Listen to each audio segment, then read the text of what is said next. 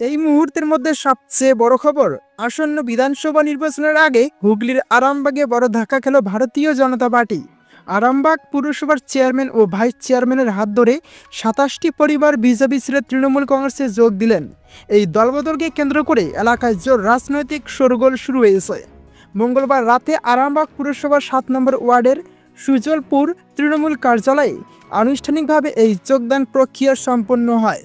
পুরপ্রধান সমীর ভান্ডারী এবং উপপুরপ্রধান মমতা মুখোপাধ্যায় এই ২৭টি পরিবারের সদস্যদের হাতে তৃণমূলের দলীয় পতাকা তুলে দেন। এ সময় কাউন্সিলর অপরাজিতা রায়, হাসান আলী চৌধুরী, সোমা পণ্ডিত, মিতা দে, সঞ্জয় ঘড়ুই সহ একাধিক স্থানীয় নেতৃত্ব উপস্থিত ছিলেন। এই যোগদান প্রসঙ্গে আরামবাগ পুরসভার চেয়ারম্যান সমীর ভান্ডারী জানান, মুখ্যমন্ত্রী মমতা বন্দ্যোপাধ্যায়ের উন্নয়নমূলক কাজ এবং জনমুখী আদর্শে অনুপ্রাণিত হয়েই এই পরিবারগুলি বিজেপি ছেড়ে তৃণমূল কংগ্রেসে এসেছে। তিনি বলেন, আমাদের জনদরদী নেত্রী মমতা বন্দ্যোপাধ্যায়ের আদর্শে অনুপ্রাণিত হয়েই ওনারা তৃণমূলে এলেন। আমরাও তাদের সম্মানের সঙ্গে রাখব। অন্যদিকে আরামবাগের বিজেপি বিধায়ক মধুসূদন বাগ অবশ্য এই যোগদানকে গুরুত্ব দিতে নারাজ। তিনি দাবি করেন, কে বা কারা চলে গেলেন আমি ঠিক জানি না।